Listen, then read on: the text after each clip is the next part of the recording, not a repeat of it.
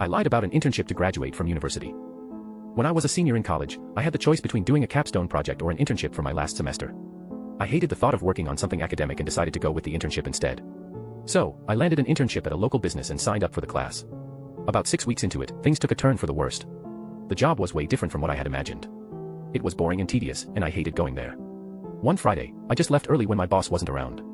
The next Monday, she asked if anything happened on Friday. I didn't tell her the truth. Instead, she found out that someone else reported me leaving early. She fired me on the spot, telling me it was a lesson. I talked to my career counselor and told her I lost an internship but didn't go into details about why. She said if I completed 170 hours between internships, I could still graduate. My mom had a medical clinic, so we came up with a plan. She would fill out the paperwork for me, and I wouldn't actually do any work there. I felt bad at first but got a job offer soon after graduation and never looked back. That boss really taught me something. I definitely won't steal time from anyone ever again. It wasn't until my second year when I did an actual internship that I stopped feeling guilty about the fake one. The system made me do another internship just because of my first one, which was ridiculous. But hey, at least I got over it and moved on. Just complying with your written expectations and directions, boss. I used to work as an IT help desk rep at a big hospital, man. Back then, we were supposed to be logged in and ready by our shift start time, like 15 minutes before it even began. We had to log into 7 different programs with different passwords, which was a nightmare. Sometimes, if the computers weren't restarted, we could leave them running from one shift to another. But that wasn't always possible. One day, my boss sent out this super passive-aggressive email. He said, if you're on a 7 a.m. to 4 p.m. shift, I expect you to be here, logged in, and ready by 6:59 and 59 seconds a.m. If you want to make coffee or fill your water bottle, do it before the start time, not after. At the end of the shift, stay available until 4 o'clock and 1 second p.m. so you can clean up. He was basically saying we had to be there from 1 second before our shift started all the way until that extra second after it ended. If we missed any part of this, he'd grill us about why. One morning, I was sitting tight, my status on the phone queue was available, waiting for a call less than 2 minutes into my shift. Then, I got one from someone saying they were in trouble and needed help. I started talking to them, but just as their name came up on the screen, the clock hit 1 second past my start time. I said sorry and hung up, logging off even though I had only gotten part of what they needed. Of course, they complained. My boss called me into his office. He asked why I did that. I told him, well, you said we were supposed to be available or on a call until 1 second past my shift time. I answered the call and put myself on a call, but only for 1 second past. I'm just following your rules. He just kept pressing me, saying that if I was on a call, I had to finish it first. But I reminded him of his own email, clearly written instructions that said exactly what I did. It was a real career-limiting move, but by then, I'd already decided to look elsewhere. My MIL tried to force my husband to divorce me and take our son. She didn't realize I already knew her whole plan. I never thought I'd be the kind of person who installs hidden cameras in their own living room, but here we are. My husband Lucas and I have been married for 6 years, and we live in Denver with our 3-year-old son, Oliver. Before Oliver was born, I worked as a senior interior designer, but after he came along, I took about 18 months off to focus on parenting. By month 16, though, I missed my career so much that when my old firm offered me a 3-day-a-week job back, I couldn't resist. Lucas was thrilled with the free childcare, and he wasn't wrong. My mom-in-law, Margaret, was making dinners and doing pickups, which felt great. At first. But then things started getting weird.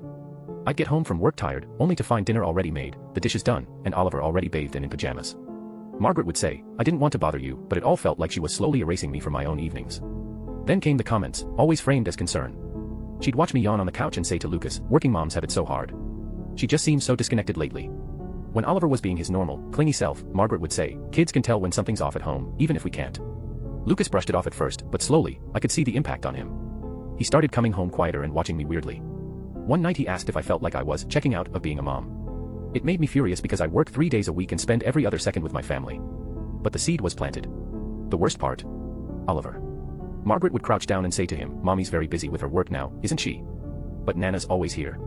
Nana's never too busy for you. By late summer, it became clear that Oliver was starting to say, I don't want you, I want Nana. One day, while clearing out a hallway dresser, I found a plain navy notebook buried in the bottom drawer.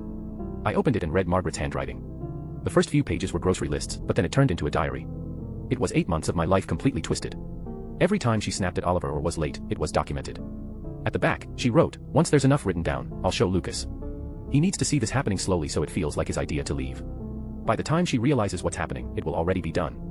I didn't scream or confront her. Instead, I took out my phone and photographed every page. Then, that weekend while Margaret took Oliver to the aquarium, I put tiny hidden cameras in the kitchen, living room, and hallway. For the next 2 months, I played dumb, smiling at her dinners and ignoring her passive-aggressive jabs. At night, I downloaded the footage. I caught her coaching my toddler to pull away from me. I even caught her on the phone with a friend saying, I think she's mentally struggling more than Lucas realizes. I also saw her standing alone in our kitchen, rehearsing what she was going to say to Lucas, stick to the plan. Small things. Let him come to it on his own. Finally, during Thanksgiving week, Margaret made her move. She asked us to sit down for a serious family conversation and pulled out a leather folder with drafted separation papers favoring full custody for Lucas, along with typed-up copies of her notebook pages. She put on this incredibly fake, tearful performance. "Lucas, sweetheart, I didn't want it to come to this. But I have it all written down. The neglect. The temper. For Oliver's stability, you need to ask her to leave."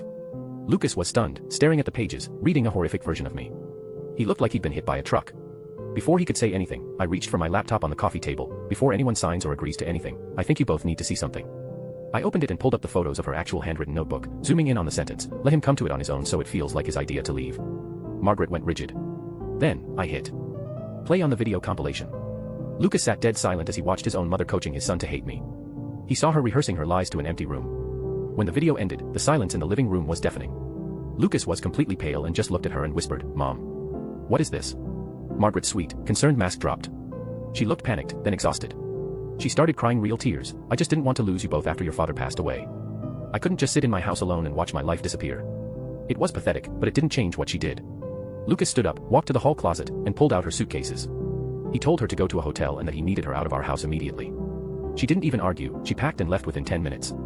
Months later, we're in marriage counseling, and Lucas has apologized 100 times for letting her get in his head. We filed for a civil protection order, and Margaret is only allowed heavily supervised visits in public places, though Lucas hasn't even wanted to arrange one yet. The best part? Kids are incredibly resilient. Without Margaret whispering poison every day, Oliver was back to being my shadow within a month. Now, being alone is exactly what she's got. Need advice on how to forgive my partner. I've been together with my partner for over a year now, and we both knew he used to be friends with his ex-girlfriend. For the first 3 months, everything seemed fine, no red flags at all. He even told me about their friendship, saying she still had feelings for him, but promised to cut it off. However, last week I found out some pretty sketchy things that made me question everything. First, my partner did tell his ex-girlfriend about me, introducing me as a friend and sharing details of our dates, except he called them hangouts instead. Secondly, they both mocked one of my favorite hobbies and even my native language. It felt like he was going along with her to fit in, which made things really uncomfortable. The third thing I discovered was that she didn't like the term ex, so he started calling her a past lover. And fourth, they were actually flirting. My partner is super sorry and says he had no clue what he was doing was wrong. He has social autism, making it hard for him to understand context clues or communicate properly. I want to forgive him, but I just don't know how to handle all of this. It's really tough. My family don't take me seriously. As far as they're concerned, my opinion doesn't count for anything. Whenever we have family conversations, it's like I'm not even there. My mom and dad always listen to what their friends say or even a stranger on TikTok if they say something that seems interesting, but when I try to share my thoughts, it feels like no one hears me. It's frustrating because I'm only in my 20s, younger than them, yet they act like I should just shut up. The worst part is, they're always looking for a way to dismiss what I say, as if my ideas are weak or not as well thought out as theirs. Even when someone else says the same thing, they seem impressed. It's like I'm always second best in their eyes, no matter how hard I try. I still live with them right now, but moving out isn't just about having more space, it's about finally being taken seriously. But every time I suggest something or share my opinion, they look for a but to argue. It feels like even when I'm trying really hard to be coherent and make sense, they still doubt me. I hope they'll take me seriously once I reach some personal goals, but it seems unfair that I need to prove myself just to have my voice heard. Why do they find random people online more credible than me? It's like they can't see past their own biases and assumptions. Sometimes, I wonder if they still see me as a little kid who needs guidance instead of someone who's grown up enough to make my own decisions. I'm not saying I'm a genius or anything, but I've been reading and learning on my own, trying to form my own opinions. Giving up social media helped because it made me realize how much it can influence our thoughts. The funny thing is, this doesn't happen with people who aren't related to me. Some strangers value what I say just as much as I do theirs, but for some reason, in my family, that's hard to achieve. Why do they find the opinion of a stranger more important than mine? It makes no sense to me. Coffee cup drama at work. It all happened one day in the college cafeteria where I used to work. They got rid of the to-go cups because they wanted to save money, leaving us with just regular ceramic coffee cups. As an employee, I could get a free large cup from the campus cafe, which stayed hot longer and was more convenient. But my manager didn't like that. She said students would be upset if they saw me using a to-go cup, even though we were supposed to use reusable ones. She was always such a snotty boss who liked to make things hard for employees she didn't like. One morning, I decided it was time to get back at her. I went to a convenience store and bought the same coffee in a to-go cup. When I got to work, my manager had eyes in her ass. That's what my mom used to say about nosy people. She would be nowhere to be seen, but if you did anything wrong, she'd come out of nowhere and give you trouble. I walked around with my cup so everyone could see it was different.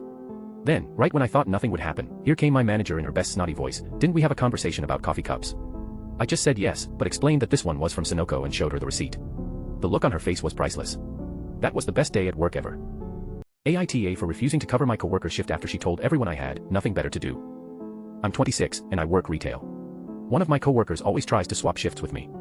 I've done it a few times because I usually don't have anything planned after work.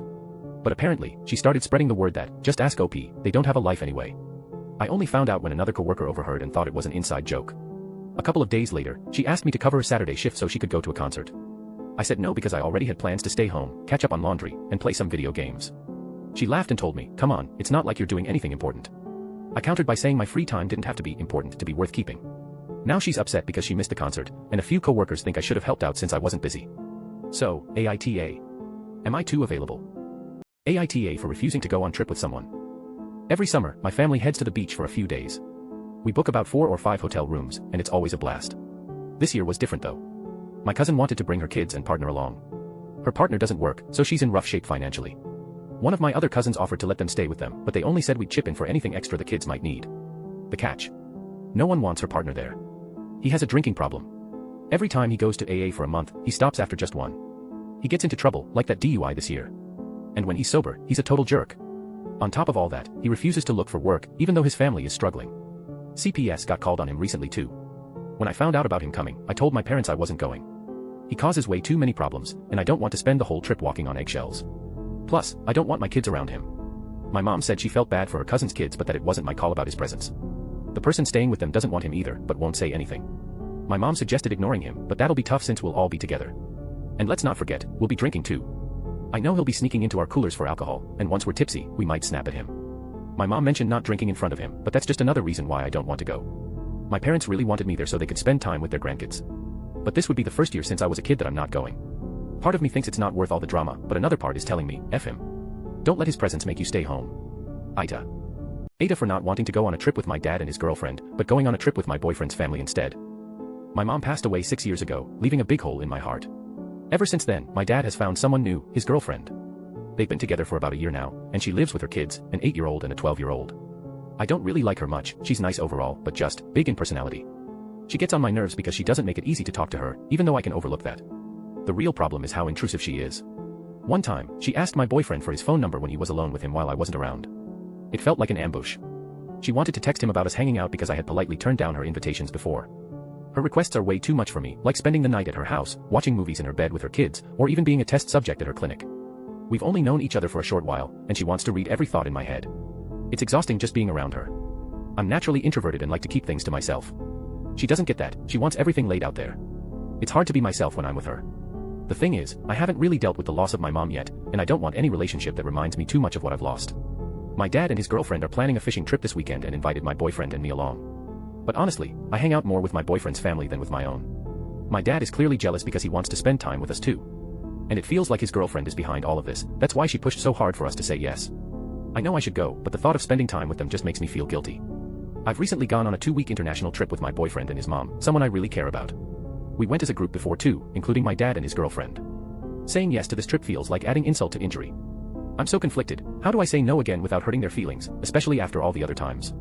It's like I owe them something because of that first international trip we all went on. But it just isn't what I want right now. My mom constantly wants to say I'm shorter than what I am. So, it's kind of messed up. My mom keeps saying that I'm shorter than she is, like 5 feet 3 inches. But when I got measured at the doctor's, they said I'm actually 5 feet 6.5 inches tall.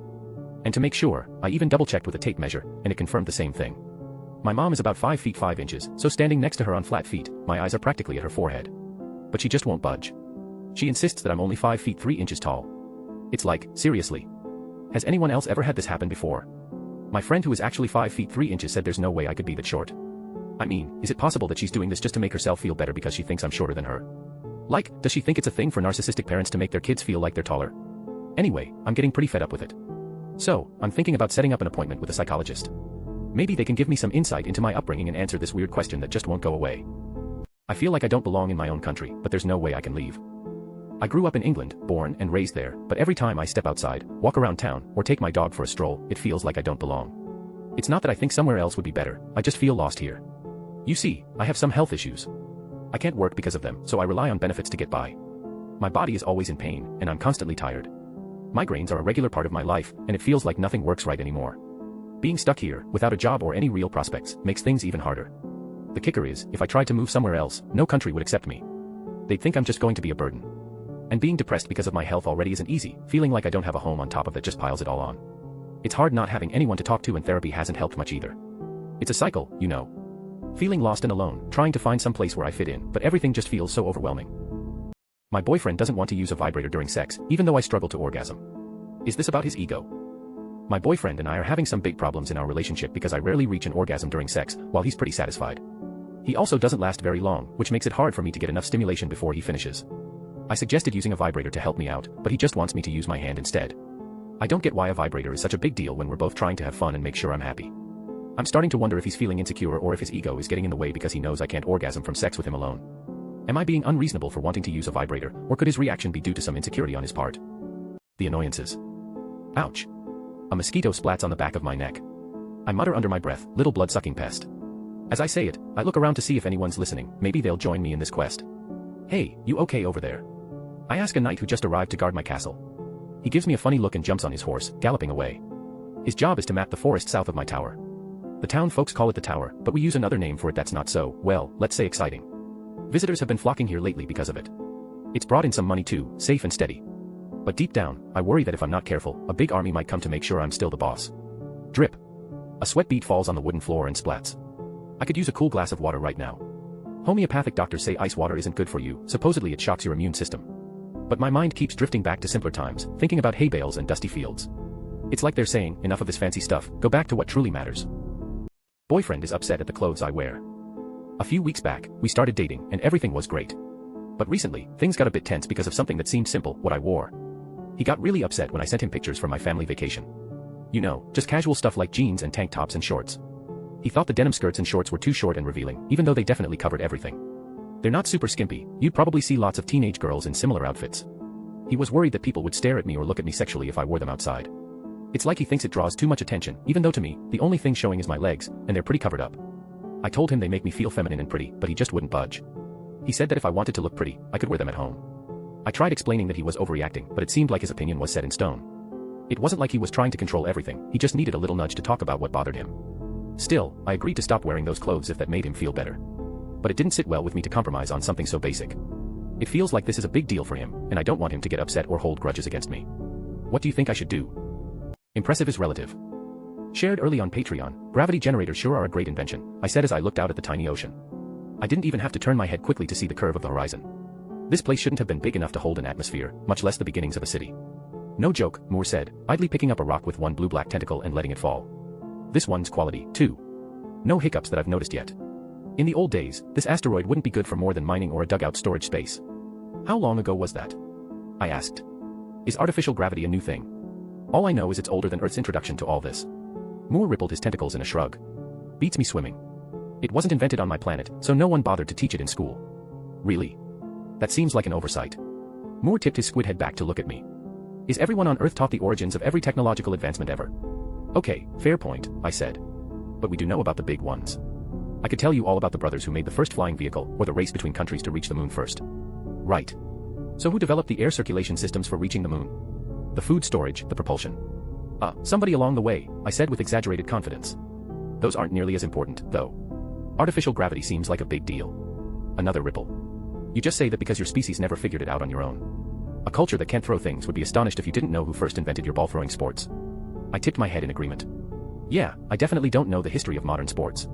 And the first person to throw a ball for fun was definitely before recorded history. See? It's all relative.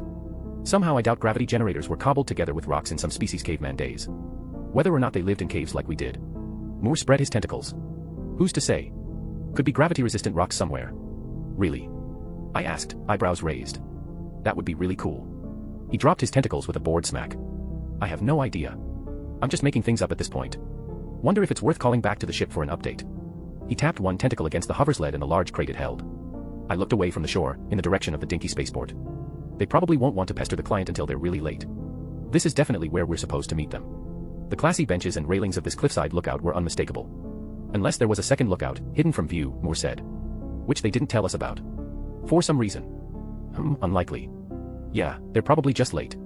Disappointing in terms of punctuality and tree size. Hey, yeah. I said, looking around at the plant life, which was low and bushy at best. There was a whole thing in the briefing about how proud they are of the big trees they're growing. What gives? Maybe those are all on the other side of the asteroid. Or they talk a good game, and this fertilizer is meant to help the trees live up to the hype. Moore reached up to tap the crate again. They sure sounded confident. Hey, is that them? In the time it took me to point out the single-person speeder zipping up the path to us, it had come to a halt with a screech of the overtaxed hover engine, and an apology that started early. RRY I wasn't here on time, said the client, tumbling over her tentacles as she spilled out of the tiny car. She was a strong arm like Moore, just the octopus variant without the pointy head. This one had the shortest and stubbiest tentacles I'd seen yet, colored in neon green. She sounded very earnest as she apologized. I hate to keep you waiting like that, but my regular vehicle malfunctioned partway here, and I had to go back. Is there any chance you have time to bring the delivery just over the hill? This speeder doesn't have storage space. It really didn't. There was barely room for her, and she could squish to get into the seat. I glanced at Moore, telling the client, let us check with the captain real quick. Of course. Thank you either way. I took out my phone while Moore retrieved the payment tablet, and while they got that squared away, I got permission for a detour. We weren't on a tight schedule, and the view when we'd come in for a landing had shown the main settlement to be close by. Captain Sunlight said to go ahead. Yo chimed in to keep an eye out for ruffians. The captain reminded her sternly that this asteroid colony had the highest of safety ratings, which Yo knew full well. Sounded like the pilot was bored too. But she had video games in the cockpit for times like these. I went back to Moore and the client with the good news. We can certainly take this a little farther for you. Excellent, thank you. She twirled 3 tentacles in joy. Shall I tow it with you riding? We wouldn't be able to go very fast, but faster than walking. She pointed at a towing hitch that I hadn't noticed on the back of the speeder. I'm fine with that, I said, once again looking at Moore. Of course you're fine with that, he said with a roll of his eyes, but he was already walking forward. You would have been happy to go at top speed. Nonsense, that would put the delivery at risk. I said with a grin. But otherwise sure, sounds like a great time.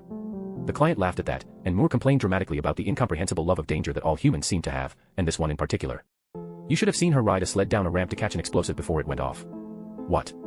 I keep telling you, I didn't know it was a bomb. I exclaimed. I thought everybody was freaking out because it was expensive and breakable. Oh, it was both those things, Moore said. And also a bomb. Goodness, the client said. Well, at least I don't need to worry about the hills being too steep for you. Not in the slightest, I assured her. We got set up with the hover sled attached to the jaunty little speeder, which really looked like something a toddler would ride at a playground, and I took a seat next to Moore, holding onto the cargo straps. The client promised to drive at a safe speed. And she actually did, which was honestly a little surprising, given the racecourse nonsense she'd done on the way here. Once we crest the hill, you'll have a good view of some of our best trees so far, she called back to us. Oh cool. I said. We were wondering about those. They're growing really well. Impressive in both directions, with some lovely colors. They were a good choice for this environment. I think the morning fog is what does it. She chattered away happily about the import process and the goals for terraforming this particular asteroid. Apparently they'd planted several types of tall flora, and were aiming to break some records eventually. The place was going to be a resort officially, but also a study of compatible ecosystems from different worlds. The rich folks coming on vacation were here to fund the science, whether or not they fully realized it. Here we are, behold the tallest trees that AITA has to offer. The sight from the top of the hill was pretty, sure, but my first thought was, give me a good ladder, and I could see over AITA's forest canopy. The trees were pear-shaped and a single story tall. Pinkish orangey tan bark, colored in vertical stripes. Each had a spherical poof of foliage that looked like palm trees trying to be dandelions. Visually striking, but yeah, not big. At least by my standards. They're lovely, I said. Nice stripes, added Moore, sounding convincingly sincere. Aren't they impressive, the client gushed. The biggest trees I've ever seen in person. And some of the other types we have from other worlds promise to be even bigger. You should see a redwood, I said casually. She perked up, slowing so she could twist around to look at me without crashing. Is that like a rust bark? We have some of those. They're only a few years old, and they're doing surprisingly well. Where are they from? I asked. The name sounded similar, but that could have been coincidence. We got the sprouts from a colony world, she said. It's not my specialty, I work over here, not there, but they're not far if you want a quick look. Before I could ask, Moore said, as long as it's quick. I grinned at him. Thanks. We're not in a hurry. And I've heard you talk about redwoods before. I want to see too. I said, if they're only a few years old, they won't be very big yet. But they have the potential to be.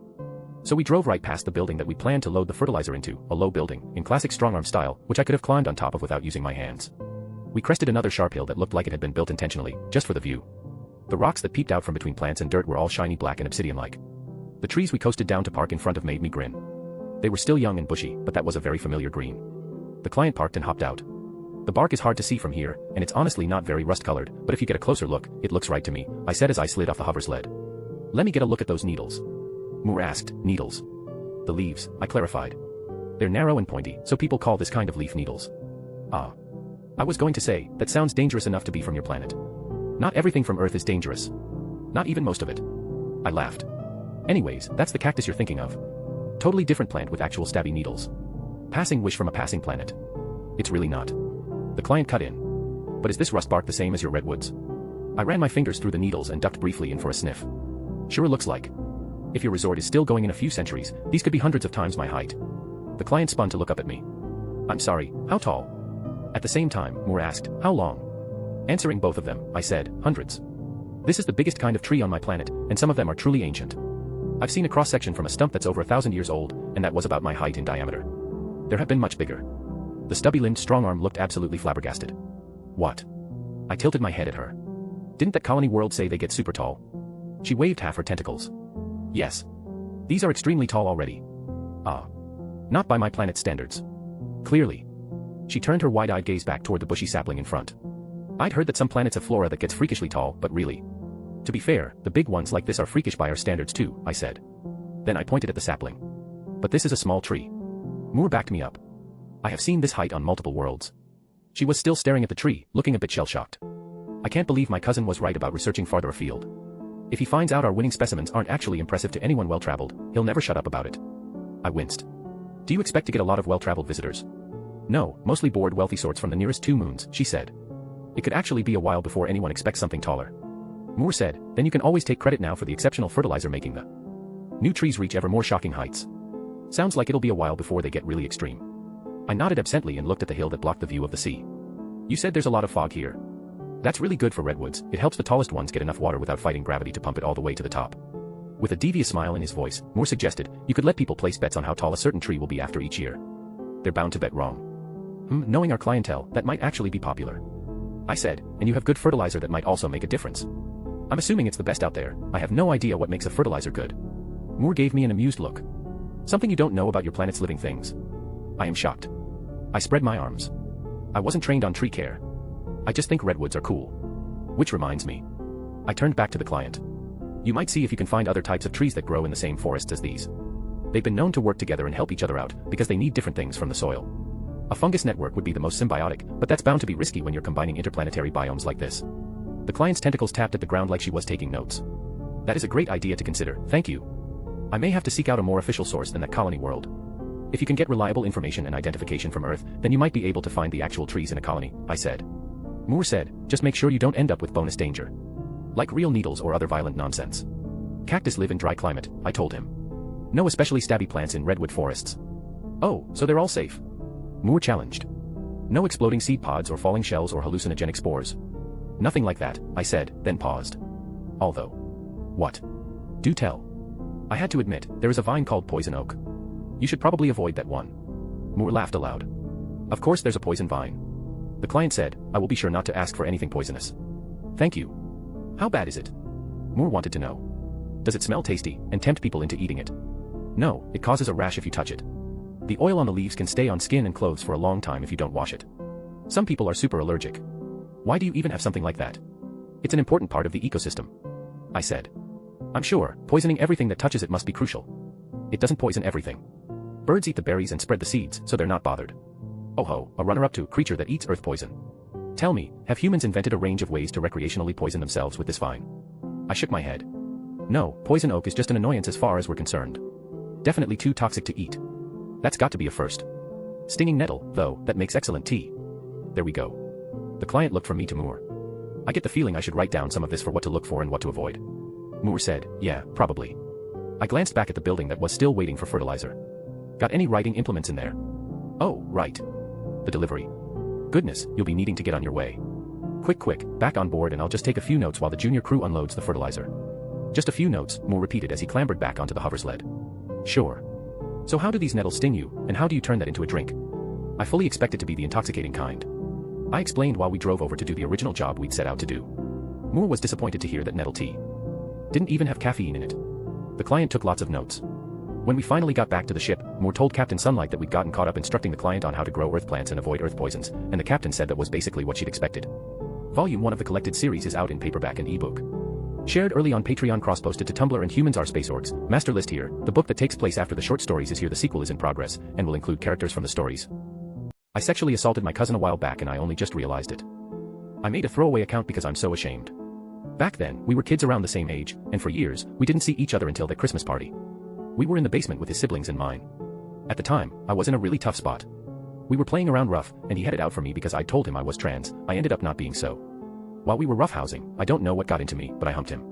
He pushed me away, and we kept running around, but a few nights ago, I remembered it all because my dad had said something about being mean to him.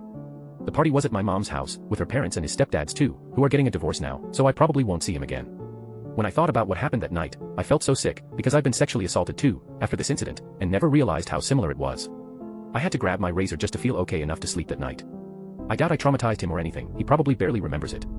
The next party we were at, his attitude towards me had changed, he wasn't being so bigoted anymore, and we exchanged memes on our phones and complained about our siblings. Just typing this out makes me feel awful. I can't even tell my closest friends. It sounds so silly compared to other people's stories, but I really need someone to see this and know that this happened. AITA for telling my uncle that, clearly I know more about fitness and health than you do. I used to be the fat kid, you know. Growing up, it wasn't easy dealing with all those comments about my weight. My family always gave me advice that was just plain wrong, like, you can't count calories, it's dangerous. Or, if you don't eat enough, your body will go into starvation mode. But I learned to ignore them because I knew what worked for me. Then one day, my little cousin, who's 16, came to me. He was pretty big too, and he told me how people made fun of him, how it felt like nobody wanted to date him just because of his weight. It broke my heart, so I offered to help him out. We started working out together. Every day after school, we'd head to the gym.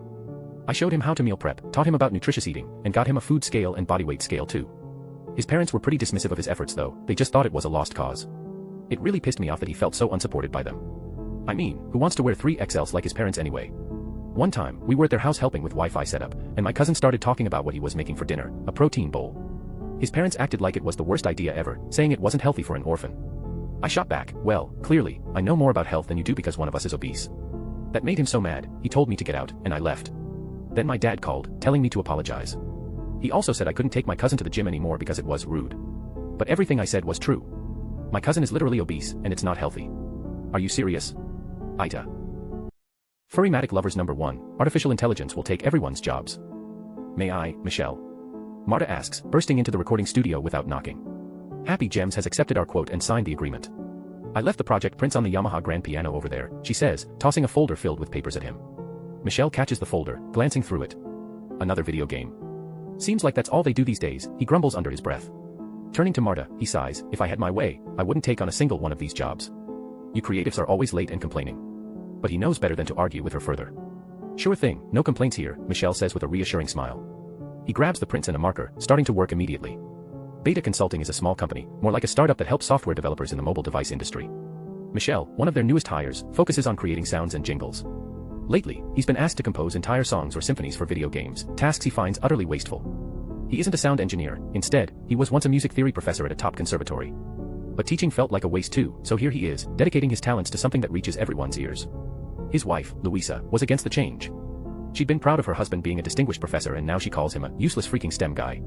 Her nervous breakdown nearly led to divorce, but antidepressants saved their marriage from crumbling. Michelle marks the game's landscape descriptions with a red marker, his mind elsewhere. A Teams notification comes in, and he hears, come to the office, it's urgent.